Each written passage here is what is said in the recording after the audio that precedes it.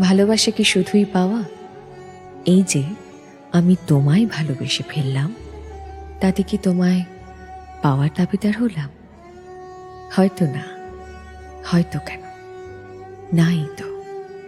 গোপনে ভালোবেসেছি, গোপনে তোমায় পেয়েছি তোমার অজান্তে। না পাওয়ার মাঝেও যে এতটা ভালো লাগা থাকে, কই আগে তো জানতাম না। পাওয়া না পাওয়ার মাঝে রয়েছে এক শূন্য অবস্থান।